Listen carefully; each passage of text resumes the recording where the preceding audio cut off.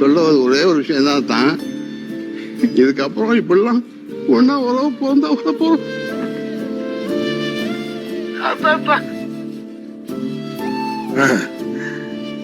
நீ சொன்னது கேட்டதெல்லாம் சரியா?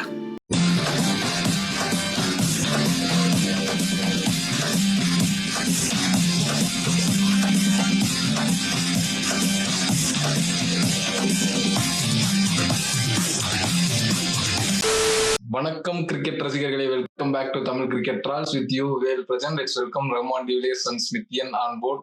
ரொம்ப நாளுக்கு அப்புறம் ஒரு ஐபிஎல் டாபிக்கை டச் பண்றோம். ஏன்னா நம்ம ஐபிஎல் டைம்ல ஃபுல்லா லேட் நைட் ஷூட் பண்ணிட்டு எடிட் பண்ணிட்டு போட்டதுனால ரெஸ்டே இல்லாமல் போச்சு. ஸோ ஒரு 1 வீக் வந்து ரெஸ்ட் எடுத்துட்டோம். இப்போ திரும்பி ஐபிஎல் டாபிக்கை டச் பண்றோம்.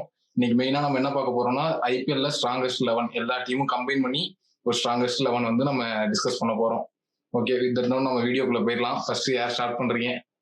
இல்ல பாஸ்ங்கிற பாஸ்கரன்ல அந்த இதுல சொல்ற மாதிரி அப்படி நீங்க என்ன பண்ணிட்டீங்கன்னு உங்களுக்கு எல்லாம் ஒரு வாரம் ரெஸ்ட் அப்படின்னு மக்கள் கேட்பாங்க நம்மள.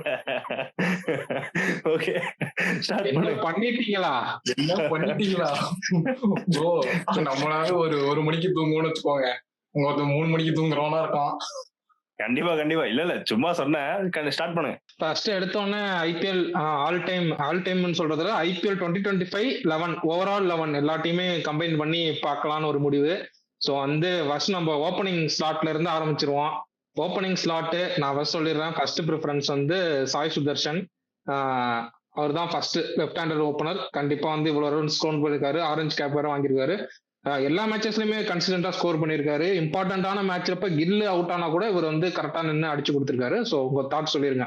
இல்ல நோ டவுட் அதுல வந்து சாய் சுதர்ஷன் நம்ம 11ல இல்லாம போறதுக்கான சான்ஸே இல்லை. ஏன்னா ப்ரீவியஸ் இயர்லாம் எடுத்து பார்த்தோம்னா டிஎன்பிஎல்லும் சரி ஐபிஎல்லும் சரி அவரோட ஸ்ட்ரைக் ரேட்ல பெரிய கொஸ்டின் இருந்தது. நானே நம்ம ப்ரிவியூலாம் சொல்லியிருந்தேன். பட் இந்த வருஷம் அதிகமே இம்ப்ரூவ் பண்ணிருக்காரு. இவ்வளவு இந்த மாதிரி ஒரு நல்ல ஸ்ட்ரைக் ரேட்டு பிளஸ் கன்சிஸ்டன்சி பெரிய லெவல்ல எந்த பிளேயர்ட்டையும் பார்க்க முடியாது. ஸோ அவர் கண்டிப்பா ப்ரூவ் பண்ணிருக்காரு. இந்த வருஷம் அவர் தான் வந்து டாப். நம்ம டீம்ல எந்த ஒரு பிளேயர் உனக்கு வேணும்னா கண்டிப்பா சாய் சுதர்ஷன் தான் first choice. Sure shot bro. Left hander டாப்ல இதுல எந்த ஒரு டவுட்ஸுமே கிடையாது. கன்சிஸ்டன்சி, பெர்ஃபார்மன்ஸ், பீக் இதுக்கு மேல எடுக்கலன்னா அது வந்து அநியாயம். அதெல்லாம் அக்செப்டே பண்ணிக்க முடியாது. சாய் சுதர்ஷன் நம்பர் 1. நம்பர் 2 ஐ மீன் ஓப்பனிங் ஸ்லாட்ல இன்னொரு ஓப்பனர் வந்து எனக்கு எப்பவும் விராட் கோலி தான். பிகாஸ் வந்துட்டு இயர் ஆன் இயர் அடிக்கிறத விட இந்த இயர்லயுமே 600+ ரன்ஸ் அடிச்சு அந்த ஆரஞ்சு கேப் ரேஸ்ல இருந்துட்டே இருக்காரு. கன்சிஸ்டன்டா ஒரு சீசன்ல கன்சிஸ்டன்டா பெர்ஃபார்ம் பண்றத பாத்துருவோம். ஐபிஎல்ல ஸ்டார்டிங்ல இருந்தே கன்சிஸ்டன்டா பெர்ஃபார்ம் பண்ணிட்டு இருக்காரு. ஸோ வந்து அந்த ஸ்பாட்டு விராட் கோலி சீல்டு என்ன பொறுத்த வரையும். இதுல எனக்கு ஒரு மாற்று கருத்து இருக்கு. எனக்குமே இதுல மாற்று கருத்து இருக்கு ப்ரோ. என்னன்னா நான் என் டீம்ல வந்து விராட் கோலி தான் எடுத்து கொடுத்தேன். பட் நான் எதனால மாற்று கருத்து இருக்குன்னு சொல்றேன்னா சாய் சுதர்ஷனும் இன்னொரு ஓப்பனர் இப்போ 2 பேருமே வந்து சிமிலர் கைண்ட் ஆஃப் பிளேயர்.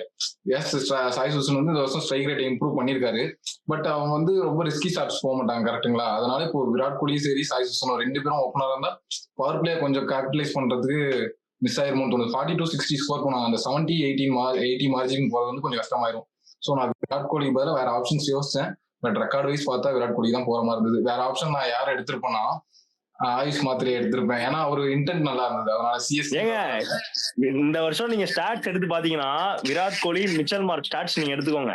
ஆஸ்திரேலியான்லாம் நான் சொல்லல, ஆனஸ்டா நான் சொல்றேன். நீங்க ஸ்டாட்ஸ் எடுத்துக்கிட்டீங்கன்னா விராட் கோலியை விட மிச்சல் மார்க் 2 மேட்ச் கம்மியா 2 இன்னிங்ஸ் கம்மியா ஆடி இருக்காருன்னு நினைக்கிறேன். ஸ்டில் அந்த ஸ்கோர் பாத்தீங்கன்னா 2 பேருமே 600+ ஒரு 30 ரன் என்னமோ தான் டிஃபரன்ஸ். இத்தனைக்கும் மிச்சல் மார்க் 2 இன்னிங்ஸ் கம்மியா ஆடி இருப்பாரு. அதே மாதிரி ஸ்ட்ரைக் ரேட் நீங்க பாத்தீங்கன்னா Virat Kohli around 140, Mitchell mark around 160+. ஓகேவா? சோ ஸ்ட்ரைக் ரேட் அந்த இம்பாக்ட்ங்கிறப்போ ஆப்வியஸ்லி பிளஸ் ரெண்டாவது விராட் கோலி ஆப்வியஸ்லி நான் அதுல எந்த ஒரு இதுவுமே நான் சொல்லல. பட் ஸ்டில் இம்பாக்ட் வைஸ் பாக்குறப்போ விராட் கோலி அவங்க டீமுக்கு வந்து டெஃபினட்டா நிறைய மேட்சஸ் வந்து நின்று ஒரு ஹோல்டிங் ரோல் சூப்பரா பண்ணி கொடுத்திருக்காரு. Credits to Virat Kohli. At the same time Lucknow மாதிரி ஒரு டீம்ல வந்து ஒரு ஸ்கோப்பே இல்லைங்கிறப்போ மிச்சல் மார்க் அங்க ஸ்டெப் பண்ணி ஆடி கொடுத்திருக்காரு. அதையும் நம்ம கன்சிடர் பண்ணணும். இன் டர்ம்ஸ் ஆஃப் நீங்க சொல்ற மாதிரி அந்த balance and stability Sai Sudharsan ஆடுறப்போ இன்னொரு எண்ட்ல மிச்சல் மார்க் மாதிரி ஒரு அக்ரஸர் ஆடினா நல்லா இருக்கும்னு எனக்கு தோணுது. அதே மாதிரி ஸ்டாட்ஸ்மே அதை ஜஸ்டிஃபை பண்ணிருக்கு. ஏன்னா நீங்க ஸ்டாட்ஸ் எடுத்துக்கிட்டீங்கன்னா கூட ஸ்ட்ரைக் ரேட்டும் கிட்டத்தட்ட சேம், ரன்ஸுமே கிட்டத்தட்ட சேம். ஸ்ட்ரைக் ரேட் இத்தனைக்கும் மிச்சல் மார்க் அதிகம் 160, கோலி 140 நினைக்கிறேன். இந்த இடத்துல நான் என்ன சொல்றேன்னா strike rate is over rated இந்த காம்படிஷனை பொறுத்த வரையும். ஏன்னா வந்துட்டு சில மேட்சஸ் பார்த்துருக்கோம் 160 தான் டோட்டலா இருக்குங்கும்போது அப்ப போய் தடா திடீர்னு அடிச்சு அவுட் ஆக முடியாது. ஏன்னா அந்த இடத்துக்கு என்ன தேவையோ அதை விராட் கோலி ஆடி கொடுத்திருக்காரு. அதே மாதிரி ஃபர்ஸ்ட் இன்னிங்ஸ்ல நான் ஒரு டோட்டல் போஸ்ட் பண்ணணும்னா அதுக்கு எவ்வளவு ஸ்ட்ரைக் ரேட்ல ஆடணுமோ அவ்வளவு ஆடி கொடுத்திருக்காரு. 144 ஸ்ட்ரைக் ரேட் வந்து டீசென்ட் தான். அதே மாதிரி Sai Sudharsan similar kind of players சொல்லும்போது 156 ஸ்ட்ரைக் ரேட்ல ஆடி இருக்காரு சாய் சுதர்ஷன். அதுவுமே நல்ல ஸ்ட்ரைக் ரேட் தான் என்ன பொறுத்தவரை ஓப்பனர்ஸ்க்கு. இல்ல அதுக்கப்புறம் செட்டிங் பேஸ் ஒரு 8-9 ஓவர் முடிஞ்ச அப்புறம் பின்னாடி ஹார்ட் ஹிட்டர்ஸ் இருக்கும் பொழுது I think Virat Kohli is best choice obviously. இல்ல பட் நம்ம பல டைம் ஒரு நிமிஷம் bro. இது நம்ம பல டைம் டிஸ்கஸ் பண்ணிருக்கோம். பவர் பிளே வந்து கேபிட்டலைஸ் பண்ணணும். ரெண்டு பிளேயருமே அதை தான் நான் முன்னாடியே மென்ஷன் பண்ணேன். ரெண்டு பிளேயருமே வந்து அவ்வளவு ரிஸ்கி ஸ்டார்ட்ஸ் ஆட மாட்டாங்க. கிளாஸியா சும்மா கிரவுண்டோட தான் ஆடுவாங்க. மோஸ்ட்லி ரொம்ப ரேரா தான் சிக்ஸ் அடிப்பாங்க. கரெக்டுங்களா? சிக்ஸ் நானே சொல்லிருக்கேன் ஓவர் ரேட்னு. பட் நீ ஒரு டீமா இப்ப நீ ஃபியூச்சருக்கு எடுப்பனா ஒரு அக்ரெசர் ஒரு ஸ்டெடி பிளேயர் தான் என்னோட மைண்ட் செட்டுக்கும் நான் அப்படிதான் போவேன். அதனாலதான் வந்து விராட் கோலியா சாய் சுசனான்றப்ப சாய் சுசன் இந்த சீசன்ல பெட்டரா பர்ஃபார்ம் பண்ணிருக்காரு. ஆனால் சாய் சுசன் வச்சுட்டா விராட் கோலி எடுத்து நம்ம வேற யாரும் ட்ரை பண்ணாங்க. நீங்க சொன்னதுக்கு நான் completely agreed bro. Mitchell Marsh வந்து நல்ல ஸ்ட்ரைக் ரேட் எல்லாம் வச்சிருக்காரு. எஸ், நான் வந்து இப்போ ஓவர்சீஸ் பிளேயர் ஒருத்தர் ஓப்பனரா எடுக்கணும்னா நான் மிச்சல் மார்ஷ் கம்ப்ளீட்டா அக்செப்ட் பண்ணிப்பேன். என்னன்னா டவுன் த ஆர்டர் வந்து ஃபாரினர்ஸ் வச்சிருக்கேன். இம்பாக்ட் சப்ஸ்டியூட்டாவும் ஃபாரினர்ஸ் வச்சிருக்கேன், யோசிச்சு வச்சிருக்கேன். அதனாலதான் நான் வந்து ஒரு யங் ஓப்பனர், இந்தியன் ஓப்பனர் போகணும்னு சொல்லிட்டு நான் ஆயுஷ் மாத்திரை மாதிரி ஒரு பிளேயர், நல்லா அட்டாக்கிங் அப்ரோச்ல ஒரு பிளேயர் செலக்ட் பண்ணேன். இல்ல அதே மாதிரி ஸ்டாட்ஸ்மே எடுத்துக்கிட்டா ப்ரோ, பியூர் அண்ட் பியூர் நம்ம இந்த வருஷம் பத்தி தானே பேசுறோம். இந்த சீசன் நீங்க எடுத்துக்கிட்டீங்கன்னா ஸ்டாட்ஸ்மே வந்து விராட் கோலிக்கும் மிச்சல் மார்ஷ்க்கும் அந்த ரன் டிஃபரன்ஸ் இருக்குல்ல, இந்த வருஷம் ஸ்கோர் பண்ண ரன்ஸ்மே வந்து எனக்கு தெரிஞ்சு ஒரு 30 ரன் தான் டிஃபரன்ஸ் கோலிக்கும் இவருக்கும். இத்தனைக்கும் அவங்க பிளே ஆஃப் வரைக்கும் விளையாடி ஃபைனல்ஸ் வரைக்கும் விளையாண்டு எனக்கு தெரிஞ்சு கோலி 2 மேட்சஸ் எக்ஸ்ட்ரா ஆடி இருக்காருன்னு நினைக்கிறேன். கரெக்ட், 2 மேட்சஸ் அதிகமா ஆடி இருப்பாரு. அப்பயுமே ரன் டிஃபரன்ஸ் வந்து எனக்கு தெரிஞ்சு ஒரு 30 ரன் தான் டிஃபரன்ஸ். ஸோ ஸ்டாட்ஸ் எடுத்துக்கிட்டா ஆவரேஜ் வந்து விராட் கோலிக்கு அதிகமா இருக்கிறதுக்கு வாய்ப்பு இருக்கு. ஏன்னா நிறைய மேட்ச் நாட் அவுட்டா முடிச்சாரு சேஸ் பண்றப்போ. ஸோ அந்த ஆஸ்பெக்ட்ல.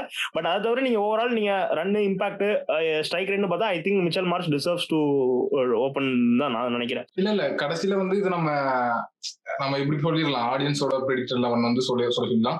இது எனக்கு தெரிஞ்சு கம்ப்ளீட்டா தெரியுது. 3 பேரோட பாயிண்ட்டும் ஒரு பாயிண்ட்ல வந்து அக்செப்ட் பண்ற மாதிரி தான் இருக்கு. அதை நம்ம வந்து அவங்கவுங்க சாய்ஸ்ல விட்டுறலாம். அவங்கவுங்க டீம் மாதிரி. நான் என் பாயிண்ட கன்க்ளூட் பண்ண ஏன் விராட் கோலி அப்படின்ட்டு சொன்னா 2 கியர்லயும் ஆடுறாரு அவரு. டீமுக்கு தேவையானப்ப ஒரு 180 190 ஸ்ட்ரைக் ரேட்ல தான் ஆடி பார்த்தான். எல்எஸ்டி மேட்ச்லாம் செமையா ஆடிட்டு இருந்தாரு. அதே மாதிரி சில மேட்சஸ் ஆடி இருக்காரு. அதே மாதிரி எப்ப அந்த டீமுக்கு ஸ்டெபிலிட்டி வேணுமோ அப்ப ஸ்ட்ரைக் ரேட் கம்மியா ஆடி இருக்காரு. ஸோ விராட் கோலியால டுவல் ரோலும் பண்ண முடியும், அக்ரெசர் ரோலும் பண்ண முடியுது, அதே மாதிரி நின்று ஆடவும் முடியுது. அதே தான் சாய் சுதர்ஷன் இந்த சீசன்ல பண்ணியிருக்காரு. கில்லு கொஞ்சம் டவுனா இருக்கும் போது அவர் அந்த அக்ரெசர் ரோல் எடுத்து ஆடி இருக்காரு. மற்றபடி அவர் நின்று ஆடி இருக்காரு. ஸோ ஸ்டேபிள் லெவனா இருக்குமோ அப்படின்னு எக்ஸ்பெக்ட் பண்ண உங்க சாய்ஸஸும் சொல்லிட்டீங்க. நம்ம அதை ஆடியன்ஸ்டே விட்டுட்டு நம்பர் 3 ஸ்பாட்டுக்கு வந்து மூவ் ஆன் ஆயிரும். நான் இன்னொரு பாயிண்ட் என்ன ஒண்ணு சொல்ல மறந்துட்டேன்னா, அந்த சைக்காலஜிக்கல் ஃபேக்டர் வந்து எப்பவுமே ஒரு த்ரெட்டனிங் பேட்டர் இருந்தா அது எனக்கு என்னமோ பெட்டர்னு தோணுது bro. Yes, Virat Kohli is great batsman, அது சைக்காலஜிக்கலி இருக்கும்.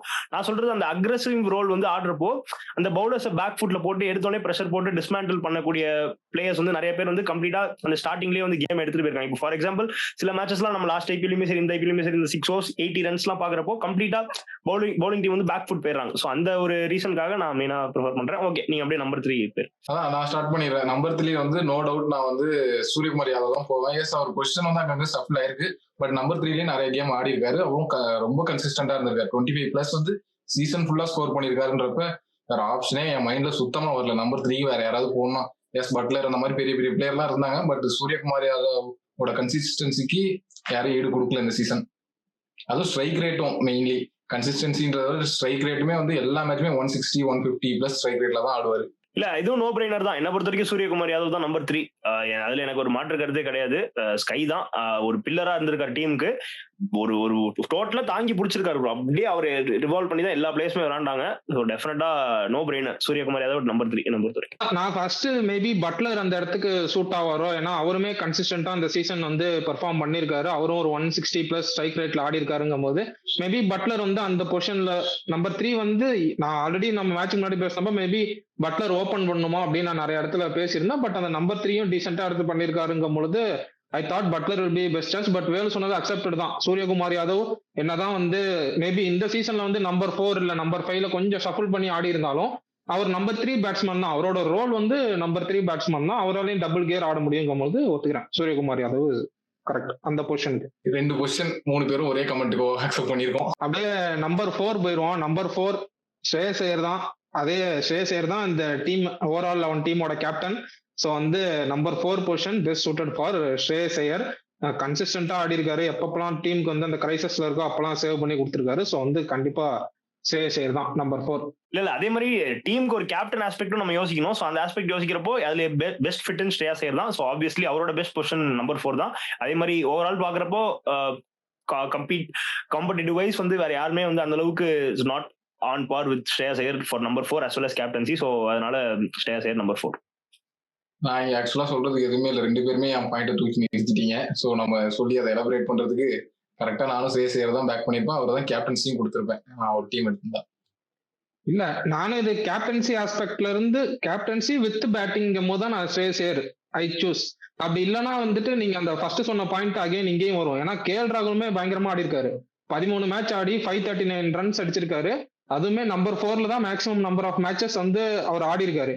ஸோ வந்துட்டு அந்த பாயிண்ட் இங்கேயுமே வரும். அவர் ஸ்ட்ரைக் ரேட்டும் கம்பேரிட்டிவ் கேஎல் ராகுல் ஸ்ரேயஸ் ஐயர் கிட்ட ஓரளவுக்கு ஈக்குவலாவே கிட்டத்தட்ட இருக்குங்கும் பொழுது அகைன் 3 மேட்ச் வந்து அதிகமா ஆடி இருக்காரு ஸ்ரேயஸ் ஐயர் கேஎல் ராகுல கம்பேர் பண்ணும்போது. பட் டோட்டலா பேட்டிங் அண்ட் கேப்டன்சி ஆஸ்பெக்ட் பார்க்கும்போது ஸ்ரேயஸ் ஐயர். நம்ம வந்து நம்பர் 5க்கு போயிடுவோம். நம்பர் 5 என்னை பொறுத்தவரையும் நிக்கோலஸ் பூரான்.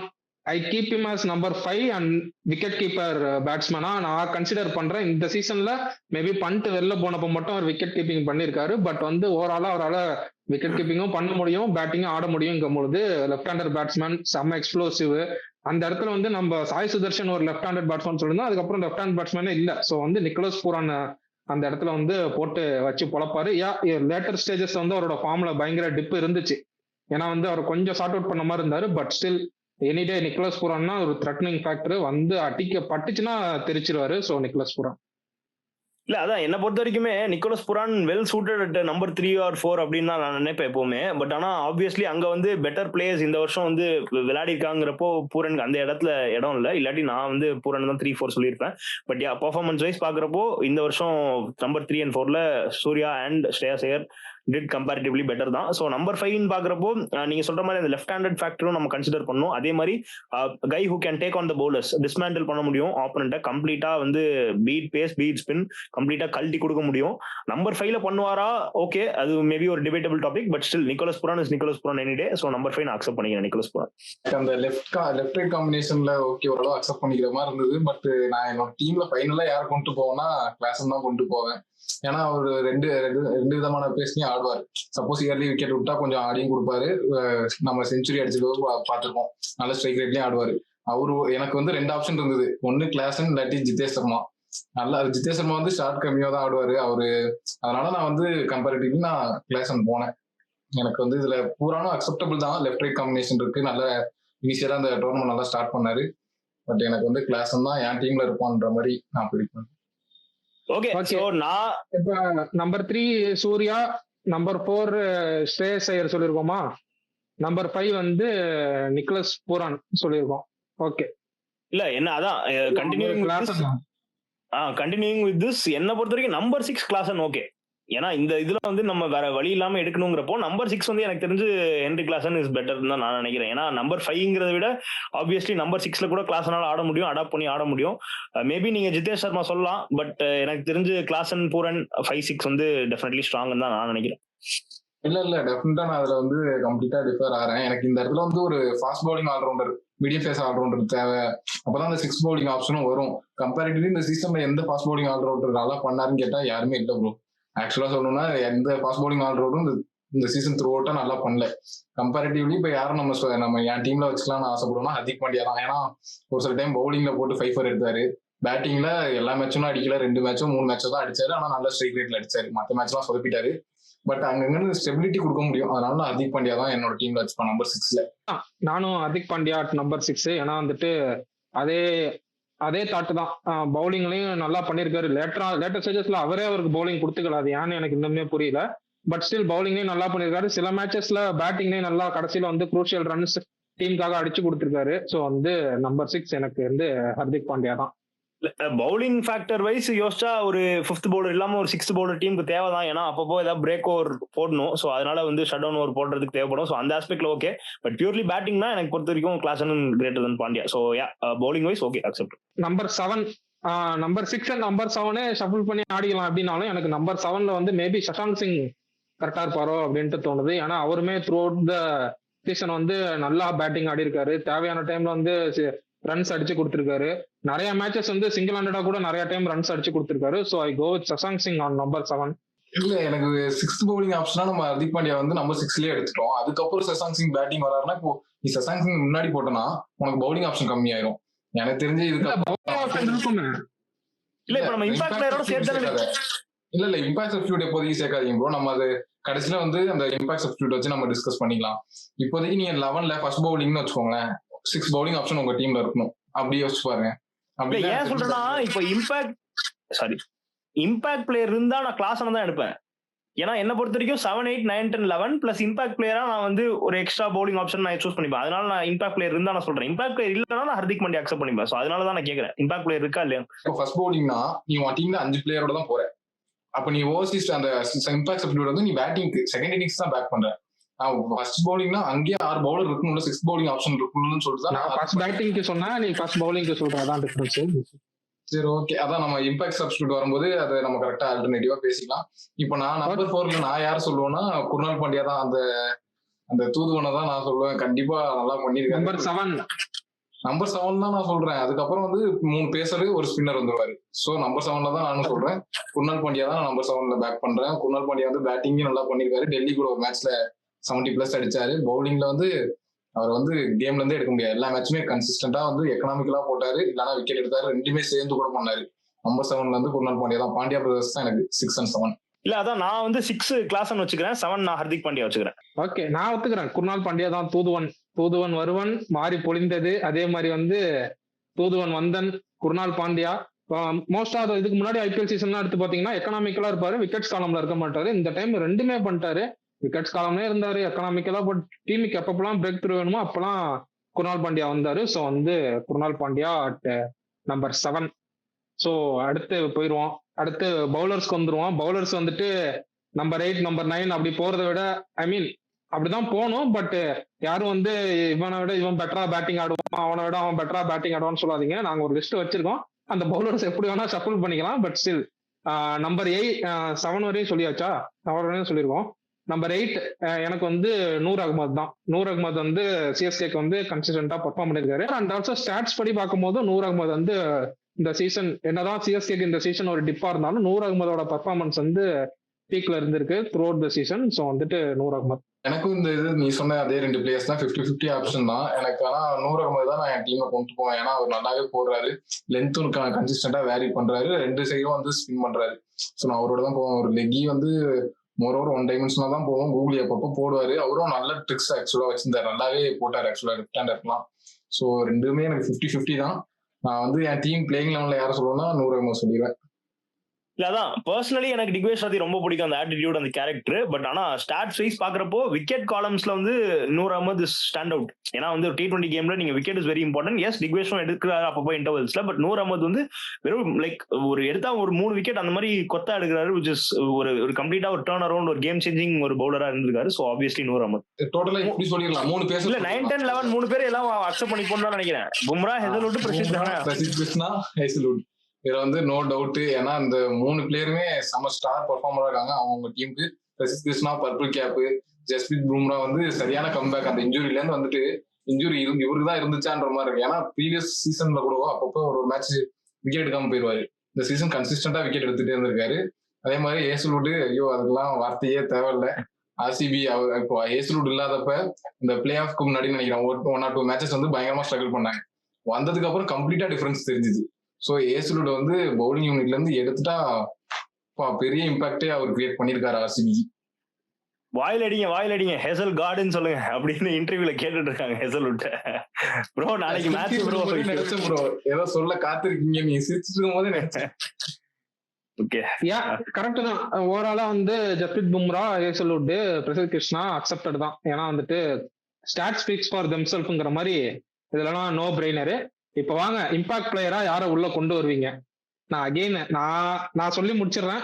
நான் அகெயின் என்னோட விஷயம் வந்துட்டு எனக்கு ஓகே எல்லாருமே வந்து மெயின்லி 4 ஃபாரின் பிளேயர்ஸ் ஆடணுங்கிறது எனக்கு தேவை. ஒரு டீம் காம்பினேஷனா எது செட் ஆகுதோ அது ஆடலாம் அப்படிங்கிறது தான் தோணுது. ஸோ வந்து அந்த இடத்துல ஒரு ஃபாரின் பிளேயர் வந்து வாண்டடா வந்து திணிக்கிறதுக்கு பதிலா I think Prasidh Krishna out, directly Sashant Singh in at number 7 or number 8 அப்படின்ட்டு எனக்கு தோணுது. So your thoughts? அது ஓரளவுக்கு நான் அக்செப்ட் பண்ணிப்பேன். பட் கம்பேரிட்டிவ்ல இந்த சீசன் சஷாந்த் சிங் நல்லாவே பண்ணியிருக்காரு கன்சிஸ்டன்டா. இந்த சீசன் இல்லாம லாஸ்ட் சீசன் நல்லா பண்ணாரு. நான் என் டீம்ல வந்து இந்த சீசன் பர்டிகுலரா நான் வந்து ஸ்லைட்லி டிம் டேவிட் சிங்கப்பூர் சித்தப்பா இம்ப்ரெஸ் மீ. அவர் நல்லாவே ஆடினாரு. ஒரு பிரேக் அவுட் சீசனா இருந்தது. இந்த சீசன் நல்லாவே பண்ணாரு. பிளே ஆஃப்ல மிஸ் பண்ணிட்டாரு. பட் விளையாண்ட மேட்ச் எல்லாமே ஒரு சரியான இம்பாக்ட் கிரியேட் பண்ணிருக்காரு. இந்த ரெயின் மேட்ச் கூட பஞ்சாப் கூட அவர் அடிச்சதுதான் ஸ்கோரே ஆர்சிபிக்கு. இல்ல நான் என்ன பண்ணுவேன்னா, நான் அப்படியே குணால் பாண்டியா உள்ள வச்சுட்டு நான் பிரசித் கிருஷ்ணாவை இம்பாக்ட் பிளேயரா வச்சுப்பேன். சோ என்ன பொறுத்த வரைக்கும் நம்ம 3 பேருக்கும் மெயின் டிஃபரன்ஸ் என்னன்னா, நான் கிளாசன் உள்ள வச்சிருக்கேன், நீங்க 2 பேரும் கிளாசன் உள்ள வைக்கல. சோ அதான் டிஃபரன்ஸ். சொல்லுங்க ப்ரோ. இல்ல அவன் 5 ஃபாரினர் எடுத்துட்டு இருக்கான். அவன் ஃபர்ஸ்ட் மிச்சல் மார்க்ஸுக்கு அக்செப்டட். நான் அடிச்சிருவேன். நான் வந்து மிச்சல் மார்க்ஸ் அக்செப்ட் பண்ணல. ஒரு விதத்துல ஓகே, பட் என்னோட டீம்ல ஆயுஷ் மாத்திரே தான் இருப்பான்னு நான் சொல்லியிருந்தேன். நல்லா வீடியோ எடுத்து நல்லா கேட்டு பாருப்பா. எப்பா 4 ஃபாரினர் தான் இம்பாக்ட் பிளேயர்ல வந்து ஃபர்ஸ்ட் ஆயுஷ் மாத்திரை சொன்னேன், அதுக்கப்புறம் மிச்சல் மார்க்ஸ் அக்செப்டட்ங்கிற மாதிரி தான் சொன்னேன். அக்செப்டபிள்னு சொன்னேன். மத்தபடி என் டீம்ல நான் வந்து யங் பிளேயர் தான் எடுப்பேன், இந்தியன் பிளேயர் தான் எடுப்பேன்னு சொல்லி தான் சொன்னாங்க. ஆயுஷ் மாத்திரை தான் எடுத்திருப்பேன். 4 ஃபாரினர்ல இம்பாக்ட் பிளேயரா ஒருத்தர் உள்ள கொண்டு வருவேன், பிரசித் கிருஷ்ணா வெளில எடுத்துட்டு. ஓகே, சோ அதான் ப்ரோ நம்ம மெயினா என்ன, இப்போ நான் வந்து கிளாசன் வச்சிருக்கேன் உள்ள, நீங்க வந்து கிளாசன் வைக்கிறதுக்கு பதிலா சஷாங்க் சிங் வச்சிருக்கீங்க. அவரு வந்து சஷாங்க் சிங் பதிலா நீங்களும் சஷாங்க் சிங் தான் வச்சிருக்கீங்களா? ஓகே, இதுதான் கம்ப்ளீட் 11. இதுல வந்து எங்களுக்கு மோஸ்ட் ஆஃப் த திங்ஸ் வந்து அக்செப்டடு, பவுலர்ஸ் மேக்ஸிமம் அக்செப்டடு. அந்த ஃபினிஷர் ரோல்ல தான் வந்துட்டு ஸ்மித்தின் ப்ரோ கிளாசன் சொல்லியிருக்காரு, வேல் வந்து டிம் டேவிடு, நான் வந்துட்டு சஷாங்க் சிங் சொல்லியிருந்தேன். நம்பர் 5 வந்து நானும் ஸ்மித்தின் ப்ரோவும் போரான்னு சொல்லியிருந்தோம். ஆனா கிளாசனையும் ஸ்மித்தின் ப்ரோ சொன்னாரு, அது இம்பாக்ட் பிளேயரா உள்ள கொண்டு வருவாங்கிற மாதிரி சொன்னாரு. ஆனா வேல் வந்து நம்பர் 5ஆவே கிளாசன் தான் ஆடுவேன் அப்படிங்கிற மாதிரி சொல்லியிருந்தான். அதே மாதிரி வந்து ஓப்பனிங் ஸ்பாட்ல நான் விராட் கோலி சொல்லியிருந்தேன், வேலு வந்து ஆயுஷ் மாத்திரே சொல்லியிருந்தான். அதே மாதிரி ஸ்மித்தின் ப்ரோ வந்து மிச்சல் மார்ஷ் சொல்லியிருந்தாரு. ஸோ உங்களோட தாட்ஸ் என்னென்னமோ அதை வந்து கமெண்ட்ல போடுங்க. உங்களோட இந்த ஐபிஎலோட ஸ்ட்ராங்கஸ்ட் 11 அப்படிங்கிறதையும் கமெண்ட்ஸ்ல போடுங்க. இப்படி ஒரு டீம் எடுக்கணும்னா வந்துட்டு ஒரு 300 கோடி 400 கோடி தான் எடுத்துட்டு போகணும் ஆக்ஷனுக்கு. பட் ஸ்டில் இந்த ஐபிஎல் ஓவராலா பார்க்கும்போது பெஸ்ட் பிளேயர்ஸ் வச்சு நம்ம ஒரு 11 சொல்லியிருக்கோம். ஸோ அதுதான். இல்ல வேல் ப்ரோ வந்து புடிச்சிட்டாரு, ஆயுஷ் மாதிரி சொல்லி மொத்த எல்லோ ஃபேன்ஸையும் புடிச்சிட்டாருன்னு நினைக்கிறேன். இப்படி நீங்க வருவீங்கன்னு நான் பதில் வச்சிருக்கேன். இப்படி வருவீங்கன்னு தான் பதில் வச்சிருக்கேன். எல்லாருமே வந்து கேட்பாங்க, கம்பேரிட்டிவ்லி வந்து பிரியன் ஷாரி அதை விட நல்லா பண்ணிருக்காரு, நீங்க ஏன் பிரியன் ஷாரி எடுக்காம ஆயுஷ் மாத்திரை போறீங்க, சிஎஸ்கே கோட்டாவான்னு கேட்பாங்க. நம்ம ஆல்ரெடி இந்த வீடியோல டிஸ்கஸ் பண்ணிருக்கோம். லெஃப்ட் ரைட் காம்பினேஷன் ஒன்னு இருக்கு. சாய் சுதர்சன் பிரியன் ஷாரி விளையாடுறத விட எனக்கு வந்து ஆயுஷ் மாத்திரை கொஞ்சம் பெட்டர் ஆப்ஷனா இருப்பாருன்னு தோணுச்சு. அவரோட இன்டென்ட்டுமே ப்ரோ நீங்க வந்து அவர் நல்லா ஆடலன்னு சொல்லுவீங்களா? விளையாண்டதே ஒரு 4-5 மேட்ச் தான், பயங்கர இம்பாக்ட்ஃபுல்லா இருக்கு. அதை வச்சுதான் நான் சொல்றேன். மக்களே, உங்க மேல இருக்கிற அக்கறையில தான் சொல்றோம், யாரும் தப்பா எடுத்துக்காதீங்க. ஃபர்ஸ்ட் அண்ட் ஃபார்மோஸ்ட் டெஃபினட்டா வந்து நடந்த இன்சிடென்ட் வந்து ரொம்பவே வந்து என்ன பாதர் பண்ணுச்சு. எங்க 3 பேருமே பாதர் பண்ணுச்சு. ஆல் ஓவர் எல்லா கிரிக்கெட் ஃபேன்ஸையும் பப்ளிக்குமே பாதர் பண்ணுச்சு. ஸோ டெஃபினட்டா வந்து இனிமேல் ஒரு பப்ளிக் ரேலி கிரிக்கெட் இல்லாம எந்த ஒரு பொலிட்டிக்கல் விஷயமா இருக்கட்டும், இல்ல ஒரு ஆக்டர் ப்ரொமோஷன் எதா இருந்தாலுமே வந்து கொஞ்சம் பாத்துக்கோங்க. ஓவர் கிரௌட் இருந்தா ஸ்டெப் பேக் பண்ணிருங்க. ஏன்னா போன உசுரை விட அந்த ஃபேமிலிஸ் வந்து எவ்வளவு சஃபர் ஆவாங்க அப்படிங்கறத நீங்க யோசிச்சு பாருங்க. ஸோ அதுதான் விஷயம். அதே மாதிரி நிறைய பேர் இன்ஜூர்ட் அப்படிங்கறதும் கேள்விப்பட்டோம். ஸோ அவங்களுமே வந்து ஸ்பீடி ரெக்கவரி, ஸோ எல்லாம் நல்லபடியா போட்டோம் அப்படிங்கிறது என்னோட விருப்பம். ஸோ உங்களோட தாட்ஸும் நீங்க சொல்லிருங்க. அதுதான் மோர் தென் பாயிண்டிங் அவுட் ஃபிங்கர்ஸ், இவங்களாலதான், மேனேஜ்மெண்டாலதான், பொலிட்டீஷியனாலதான் அப்படின்ட்டு அந்த மாதிரி ஃபிங்கர்ஸ் பாயிண்ட் பண்றதை விட நம்ம பொறுத்தவரையும் நம்ம எவ்வளவு அவேர்னஸா இருந்துக்கிறோம் அப்படிங்கிறதும் ஒண்ணு இருக்கு. ஏன்னா வந்துட்டு அவ்வளவு க்ரௌடு அன்னைக்கு ஒரு மெஸ்ஸாவே ஆயிடுச்சு டோட்டலாவே. அதே மாதிரி நாட் ஓன்லி கிரிக்கெட், எந்த ஃபீல்டு எடுத்துக்கிட்டாலுமே ஒரு ஆக்டரை பார்க்க போறதா இருந்தாலும் சரி, ஒரு பொலிட்டீஷியன் பார்க்க போறதா இருந்தாலும் சரி, ஆர் ஒரு காட் வர்ஷிப் பண்ண போறதா இருந்தாலும் சரி, நம்மளோட சேஃப்டி தான் ஃபர்ஸ்ட். அவர் life comes in first priority compared to anything else. So வந்து இது இருந்தா நம்ம என்ன வேணா பண்ணிக்கலாம். அதுக்கப்புறம் அதுக்காக தான் ஓடிக்கிட்டே இருக்கும். அதுவே இல்லைன்னா அப்படிங்கும் பொழுது நம்ம ஃபேமிலிஸ்லாம் ரொம்ப கஷ்டமா இருக்குங்கும் பொழுது, so be aware, be safe. என்னை பொறுத்தவரையும் ஒரு இடத்துக்கு போறோம்னா பி கம்ப்ளீட்லி சேஃப்.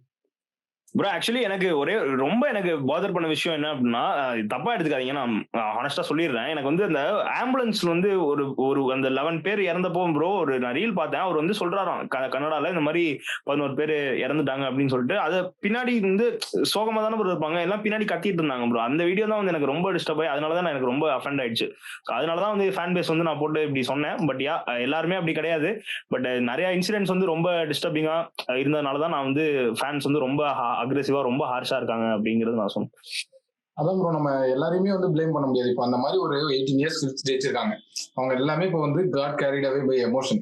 நீங்க வந்து எல்லாரையுமே கண்ட்ரோல் பண்ண முடியாது. அந்த கிரௌட்லயே ஒரு 20 பேராவது கண்டிப்பா ஆம்புலன்ஸ் வந்து வழி விடுன்னு சொல்லியிருப்பாங்க. ஆனா இங்க கேட்கறவங்க அங்க யாரும் காது கொடுத்து கேட்டிருக்க மாட்டாங்க. அந்த மாதிரி ஒரு ஃபேக்டரும் இருக்கு. நான் இந்த இன்சிடென்ட் மூலமா என்ன சொல்லிக்கிறேன்னா, இப்ப நம்ம வியூஸ் பார்த்துட்டு இருக்கவங்க, ஆக்டிவா லிசன் பண்ணிட்டு இருக்கவங்க, இந்த மாதிரி ஈவெண்ட்லாம் நீங்க பார்ட்டிசிபேட் பண்ணி உங்க லைஃப்ல பெருசா வேல்யூ இருக்க போறது இல்லை. சும்மா செரிஸ் பண்றதுனா நீங்க ஃபைனலா கிரவுண்ட்ல போய் பார்த்திருந்தீங்கன்னா அது ஒரு நல்ல மொமெண்டா இருக்கும்.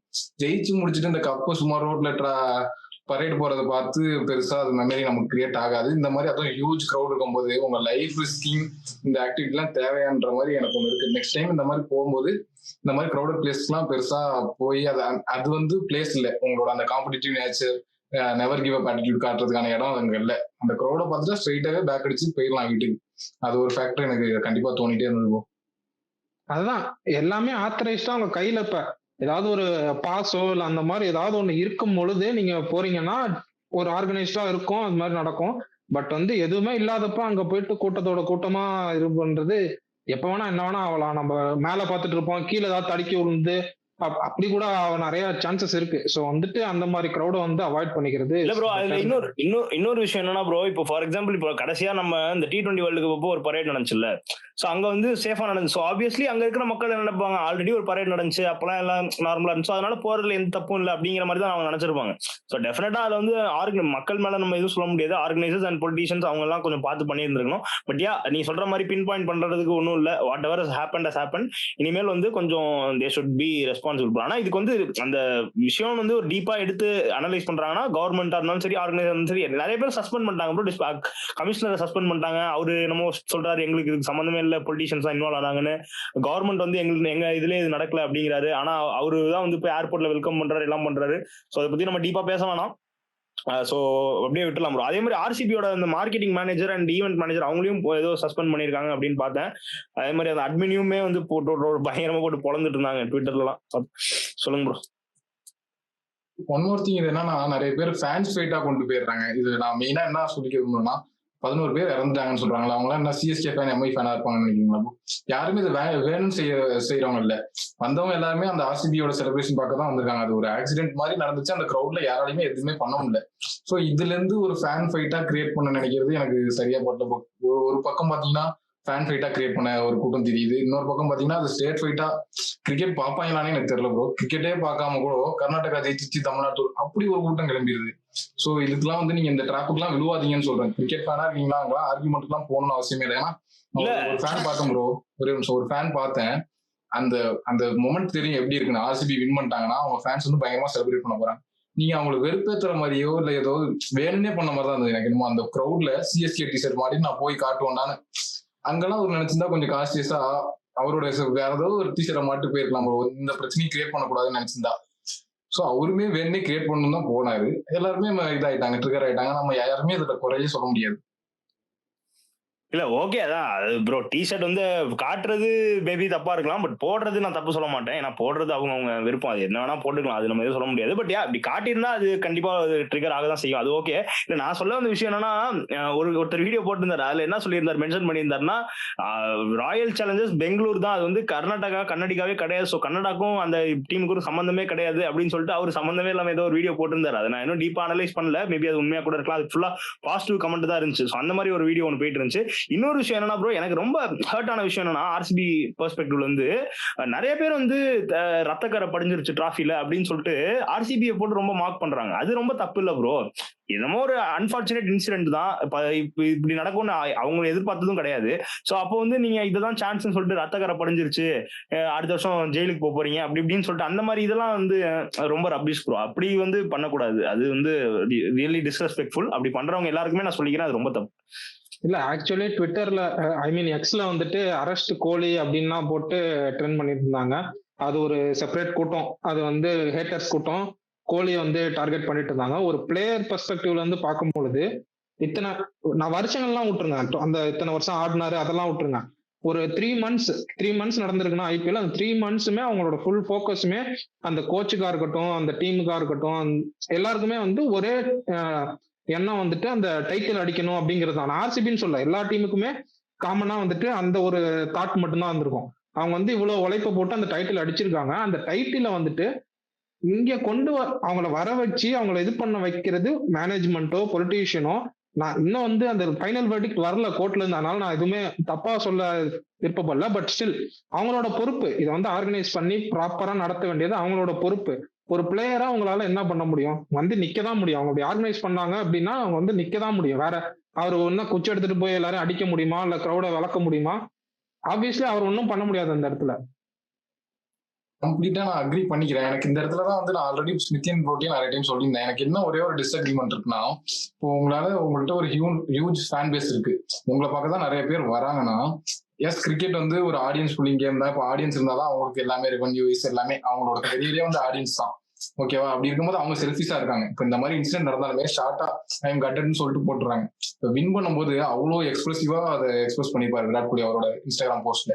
பட் இந்த மாதிரி நிறைய லைவ்ஸ் போயிருக்கு, ஜஸ்ட் ஒரு 2 wordsல ஐம் கட்டட் அப்படின்னு சொல்லிட்டு போட்டேன். அவர் நான் என்ன சொல்றேன், நெகட்டிவ் சொல்ல வரல, அவருக்கு வந்து அந்த க்ரௌட் இருந்தாதான் அவங்களுக்கு பிசினஸே, அதெல்லாம் ஓகே. பட் ஒரு சில யூஸ்ஃபுல் அட்வைஸ் ஒரு நோட் மாதிரி கொடுக்கலாம்ல, இந்த மாதிரி இடத்துல கொஞ்சம் சேஃபா இருங்க, இந்த மாதிரி ஒரு யூஸ்ஃபுல் அட்வைஸ் கொடுக்கலாம்னு என்னோட பர்சனலா எனக்கு தோணுச்சு. நான் தப்பா கூட இருக்கலாம், உங்களோட ஒப்பீனியன் சொல்லிருங்க. இல்ல அதான் சொல்ற மாதிரி ப்ரோ, இப்போ அந்த கூட்டத்துல இப்போ ஒரு 100 பேர் வந்து ஒரு போஸ்ட பாக்குறாங்கன்னா அந்த 100 பேருமே அந்த கேட்டு மாறுவாங்கன்னு நான் சொல்ல வரல. ஆனா அந்த 100 பேர்ல ஒரு 2 பேர் மாறுவான்ல. சோ அந்த ஒரு ஆஸ்பெக்ட்ல மேபி ஒரு அவேர்னஸ் வீடியோ இப்போ நம்ம எப்படி ஒரு கன்சர்ன்ல பேசுறோமோ அந்த மாதிரி விராட் கோலி மேபி இந்த மாதிரி இதுல வந்து இன்வால்வ் ஆயிக்காதீங்க, as a leader I expect you to do be this அப்படிங்கிற மாதிரி போட்டிருக்கலாம். But yeah at the end of the day அது அவங்க இதுங்கிறதுனால obviously bro they celebrities they have their own things. சொல்லுங்க ப்ரோ. நான் என்ன அதுதான் அதுக்கு நான் அது முட்டை கொடுக்குறேன் அப்படிலாம் யாரும் நினைக்காதீங்க. அதுக்கு நான் என்ன சொல்ல வரேன்னா, இப்போதைக்கு ஆர்சிபி பிளேயர்ஸா இருந்தாலும் சரி, யார் எது பேசினாலுமே கம்ப்ளீட்டா அது வந்து நெகட்டிவா தான் டிரான்ஸ்ஃபார்ம் ஆகுது. ஒரு இதுல பாத்தீங்கன்னா நேஷனல் மீடியாலே வந்துட்டு Virat Kohli should be blame, Virat கோலின்னு சொல்லி ரொம்ப பேசும்போது எனக்கு தெரிஞ்சு மேபி அடுத்த சீசன்ல அவர் இதை அட்ரஸ் பண்ணுவாரு அப்படின்ட்டு எனக்கு தோணுது. ஐ திங்க் நான் அடுத்த சீசன்ல வந்து மேபி ஏதாவது ஒரு இதுல வந்து கண்டிப்பா அதை அட்ரஸ் பண்ணுவாரோ அப்படின்னு எனக்கு தோணுது. இந்த டைம்லயும் அட்ரஸ் பண்ணிருக்கலாம், தப்பு சொல்ல. பட் அவர் மைண்ட்ல என்ன இருந்திருக்கும்னா, எல்லாமே நம்ம ஏதாவது சொன்னாலே இப்ப நெகட்டிவா போகுது, ரொம்ப நெகட்டிவிட்டி அதிகமா இருக்குங்கிறதால மேபி அமைதியா இருக்காரோ அப்படின்ட்டு எனக்கு தோணுது. But will wait and watch என்ன நடக்குதுன்னு. அதான் நான் இது வந்து தப்பே சொல்லல, இது வந்து நான் கிளியரா சொல்லிட்டேன். அவங்களுக்கு வந்து க்ரௌடு தான் வந்து பிசினஸே, அதை வந்து வராதீங்கன்னு சொல்ல முடியாது, சொன்னா அவங்களுக்கு தான் இது. ஸோ அதை கொஞ்சம் யூஸ்ஃபுல்லான ஒரு அட்வைஸா சொல்லலாம். ஏன்னா ஒரு நிறைய பேரை வந்து மைண்ட் செட் சேஞ்ச் பண்ணக்கூடிய ஒரு பொசிஷன்ல இருக்காரு. அவர் சொன்னா லிசன் பண்ணிக்கிற கூடிய பிளேஸ்ல நிறைய பேர் இருக்காங்க. ஸோ அந்த மாதிரி ஒரு சான்ஸ் அவர் சொல்லிருக்கலாம்ன்றதுதான் என்னோட ஒப்பீனியன். ஓகே, நம்ம இதோட நம்ம வீடியோ வந்து கன்க்ளூட் பண்ணிக்கலாம். நெக்ஸ்ட் ஐபிஎல் ஏதாவது வீடியோ எக்ஸ்பெக்ட் பண்ணீங்கன்னா நீங்க அந்த ஐடியாஸ் கூட கமெண்ட்ல சொல்லுங்க, நாங்க அதையும் எடுத்து டிஸ்கஸ் பண்றோம். நாளைக்கு ப்ரெடிக்ஷன் எதுவும் சொல்லலையா? இல்ல அதான் நேத்து நாங்க ரெக்கார்ட் பண்ணோம். சரி இன்னைக்கு கேட்டோம் ப்ரெடிக்ஷன். சொல்லுங்க ரஹ்மான் ப்ரோ, ஸ்டார்ட் பண்ணுங்க உங்க ப்ரெடிக்ஷன்ஸ். டிவிலியர்ஸ் ஃபேனா இருந்துட்டு எப்படி சவுத் ஆப்பிரிக்கா சப்போர்ட் பண்ணாம சொல்லுங்க. இல்ல சவுத் ஆப்பிரிக்கா வின் பண்ணா நான் ரொம்ப ஹாப்பியா இருப்பேன், தலைகீழா குதிப்பேன், நானு ஆடுவேன், எல்லாமே பண்ணுவேன். பட் வந்துட்டு குவாலிட்டின்னு பாத்தீங்கன்னா எனக்கு ஆஸ்திரேலியா ரொம்பவே குவாலிட்டி சைடா இருக்க மாதிரி தோணுது. But cricket is a funny game, என்ன வேணா நடக்கலாம் அப்படிங்கறதும் இருக்கு. பட் டீமோட குவாலிட்டின்னு பார்க்கும்போது ஆஸ்திரேலியா ரொம்ப பயங்கரமா இருக்காங்க அப்படின்ட்டு எனக்கு தோணுது. அகைன் நீங்க கேட்டதுக்கு தான் நான் வின்னர் ஆஸ்திரேலியா சொல்லியிருந்தேன். ஹையஸ்ட் ஸ்கோரர் வந்து மார்னஸ் லபுஷேன் சொல்லியிருந்தேன். நம்பர் 3ல தான் ஒரு ஸ்டாட்ஸ் கொஞ்சம் நல்லா இருந்திருக்கு, நம்பர் 3 ஐ மீன் அந்த இதுல. பட் ஓப்பனிங் ஆடுறாரு. பட் ஸ்டில் ஐ திங்க் ஏதோ ஒரு இதுல தோணுது மார்னஸ் லபுஷேன் அடிப்பாரோ அப்படின்ட்டு. ஸோ வந்து மார்னஸ் லபுஷேன் சொல்லியிருந்தேன். பவுலிங்ல வந்துட்டு ஸ்காட் போலாண்டா உள்ள ஆடுவாங்களான்னு டவுட்ல இருந்தா, அவர் ஆடுனா கண்டிப்பா ஸ்காட் போலாண்ட் சொல்லியிருப்பேன். ஏன்னா ஒரு ஹியூமன் மிஷின் மாதிரி வந்து ஒரே இடத்துல அப்படியே போட்டுக்கிட்டே இருப்பாரு. நீ விக்கெட்டை விடுறவரையும் நான் அங்கதான்டா போடுவாங்கிற மாதிரி போடுவாரு. அவர் இல்லாதப்ப எனக்கு ஆப்வியஸ்லி ஹேசல்வுட் ஐ மீன் ஹையஸ்ட் விக்கெட் டேக்கரா இருப்பாரோ அப்படின்ட்டு எனக்கு தோணுது. இது 3 தான். ஆஸ்திரேலியா ஆக்சுவலி நான் 3 விஷயம் சொல்லிக்கிறேன். ஃபர்ஸ்ட் வந்து நீங்க இந்த ரீசன்ட் பார்டர் கவுஸ்கர் டிராஃபிஸ்லாம் நீங்க எடுத்துக்கிட்டீங்கன்னா ப்ரோ, ஸ்டார்க்கு கமின்ஸ் ஹேசல்வுட் இந்த ட்ரையோ விளையாண்டப்பலாம் மோஸ்ட்லி ஆஸ்திரேலியா தோத்துருக்காங்க.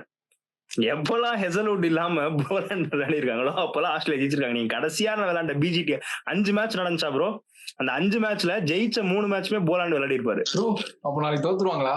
இல்ல அப்படி சொல்லலைங்க. Hazlewood is quality bowler, Hazel god தான், அதெல்லாம் ஓகே.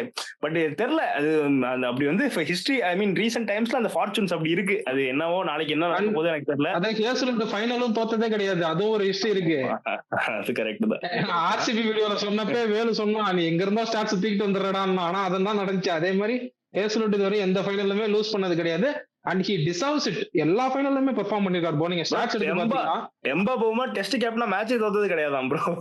அது வேற இருக்கு. ஆமா வந்து பாப்போம். அதே மாதிரி பேட் கமின்ஸுமே ஐசிசி ஃபைனல் தோத்தது கிடையாது. 2 தடவை பண்ணி 2மே ஜெயிச்சிட்டாரு.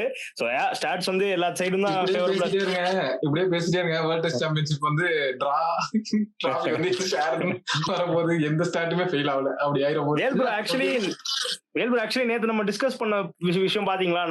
நீங்க அந்த இது வெப்ஸ்டர் அண்ட் மார்னஸ் லபுஷன் பாத்தீங்களா அவங்க எப்படி பண்ணிட்டாங்கன்னு? சோ அதுதான் அது. ஏன்னா அந்த பவுலிங் ஆப்ஷன் ப்ரோ, கிரீனால பவுலிங் போட முடியாது.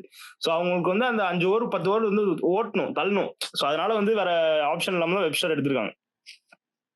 புரியுது ப்ரோ. நம்ம அதான் கேம்ல பாப்போம் எந்த அளவுக்கு யூஸ்ஃபுல்லா இருக்கு, எந்த அளவுக்கு யூஸ் பண்றாங்க, நம்ம வெயிட் பண்ணி பார்க்கலாம். ஓகே, நான் என்னோட ப்ரிடிக்ஷன் சொல்லிடுறேன். அவன் ரஹ்மான் சொன்னதான் நானும் கம்ப்ளீட்டா அக்ரி பண்றேன். என்னன்னா ஆஸ்திரேலியா தான் கம்பேரிட்டிவ்லி ஸ்ட்ராங். அதெல்லாம் வந்து டவுட்டே இல்லை. நான் என்ன எக்ஸ்பெக்ட் பண்றேன்னா ஒரு அப்செட்டுக்கு வந்து எக்ஸ்பெக்ட் பண்றேன். அதுவும் இந்த மாதிரி ஒரு ஆஸ்திரேலியன் டீம் அடிச்சுட்டு மேட்ச் தூக்குனாங்கன்னு வச்சுக்கோங்க. இத்தனை வருஷமா ஜிங்ஸ் சோக்கர் அப்படி இப்படின்னு இருந்தாங்கல்ல, இந்த மாதிரி ஒரு டீம் அடிச்சு தூக்கும் போது எந்த மாதிரி ஒரு எமோஷன் நம்மளால பார்க்க முடியும்னு பாரு. ஸோ அதுக்கு தான் நான் எக்ஸ்பெக்ட் பண்றேன். பார்க்கலாம், வெயிட் பண்ணி பார்க்கலாம். நான் வந்து சவுத் ஆப்பிரிக்கா தான் பேக் பண்றேன். பேட்டிங்ல வந்து ஸ்டீவ் ஸ்மித் அடிக்கணும். அப்படியே எனக்கு ட்ரீட்டா இருக்கணும். ஸ்டீவ் ஸ்மித் அடிக்கணும், சவுத் ஆப்பிரிக்கா ஜெயிக்கணும், யான்சன் விக்கெட் எடுக்கணும். அப்படியே எல்லாமே நடக்கணும்னு எக்ஸ்பெக்ட் பண்றேன். பார்க்கலாம் யாருக்கு தான் அதுல ஆசை. இல்ல எனக்கு வந்து நாளைக்கு கேமரான் கிரீன் இப்படி வரணும் ப்ரோ. பேட் எடுத்துட்டு வந்து ஒரு செஞ்சுரி அடிக்கணும். நான் தான் ரங்கராய சக்திவேல்னு சொல்லணும்னு ஆசை எனக்கு. கிரீன் ரொம்ப பிடிக்கும் ப்ரோ. ஸ்மித்துக்கு அப்புறம் எனக்கு பிடிச்ச ஒரு ஃபியூச்சர் எல்லாமே வந்து கிரீன் தான். ஸோ நாளைக்கு கிரீன் நல்லா ஆடணும். எனக்கு ஸ்மித் ஆடுறாரோ இல்லையோ எனக்கு கவலை இல்லை. எனக்கு கிரீன் நாளைக்கு நல்லா ஆடணும். அதுதான் மெயின். நாளைக்கு ஆஸ்திரேலியா வின்னிங். யார் ஹையஸ்ட் விக்கெட்ஸ்? விக்கெட்ஸ் வந்து எனக்கு கமின்ஸ் அண்ட் ரபாடா நான் யோசிச்சு வச்சிருந்தேன் ப்ரோ. நான் கமின்ஸ் டெஸ்ட் கிரிக்கெட்லாம் ரொம்ப அதிகமா வேல்யூ பண்ணுவேன், எஸ்பெஷலி இந்த மாதிரி ஸ்டேஜஸ்ல. ஸோ எனக்கு கமின்ஸ் ஆர் ரபாடா தான். பட் ரபாடா அந்த டீம்ல வந்து இங்க ஈக்குவலா விக்கெட்ஸ் எடுப்பாங்க அப்படின்னு தோணுது. Hazlewood 3, Starc 3, Cummins 3. ஆனா அங்க ரபாடா ஒரு 5 அந்த மாதிரி எடுக்க வாய்ப்புகள் இருக்கும்னு தோணுது. ஸோ ரபாடா பவுலிங் கன்க்ளூட் பண்ணிடலாம் இதோட. நான் மட்டும்தான் வந்து சவுத் ஆப்பிரிக்கா ஜெயிப்பாங்கன்னு ப்ரிடிக்ட் பண்ணிருக்கேன். இவங்க 2 பேரும் ஆஸ்திரேலியா ப்ரிடிக்ட் பண்ணிருக்காங்க. மோர் ஓவர் அந்த பேட்டிங்ல வந்து 3 பேருமே டிஃப்ரெண்ட். நீங்களும் நானும் ஸ்மித், அவன் வந்து மார்னஸ் லபுஷன் 3 பேருமே ஆஸ்திரேலியன் தான் சொல்லியிருக்கோம் எப்படியும் பேட்டிங்ல. பவுலிங்ல வந்து நான் யான்சன், ரபாடா, ஹேசல்வுட். பார்க்கலாம் என்ன நடக்குதுன்னு சொல்லிட்டு. நம்ம வந்து அதுவும் இல்லாம இந்த வீடியோலயே நான் என்னன்னு சொல்லிக்கிறோம்னா, நம்ம வந்து வேர்ல்ட் டெஸ்ட் சாம்பியன்ஷிப் ஃபைனல்ஸ் வந்து டே பை டே நம்ம எல்லாமே கவர் பண்ணுவோம். ஆல் 5 days வந்து கவர் பண்ணுவோம். செஷன் பை இந்த மாதிரி நம்ம எப்படி ஐபிஎல்ல ஒரு இன்டராக்டிவ் செஷனா நல்லா ஆக்டிவா வச்சுட்டோமோ அதே மாதிரி தான் நம்ம வேர்ல்ட் டெஸ்ட் சாம்பியன்ஷிப்பும் கவர் பண்ண போறோம். மறக்காம வந்துருங்க, ஃபன் பண்றோம். With that note வந்து we come to one conclusion for today's video. நாளை வந்து மேட்ச் ஃபர்ஸ்ட் டே முடிஞ்சதுக்கு அப்புறம் அதை லைட்டா அப்படியே டச் பண்ணி அனலைஸ் பண்ணுவோம். ஸோ நாளையோட மேட்ச் ஃபர்ஸ்ட் டே ரிவ்யூல பார்ப்போம். Until then, bye from Rahman de Villiers, Nityan and Velprajan. Bye.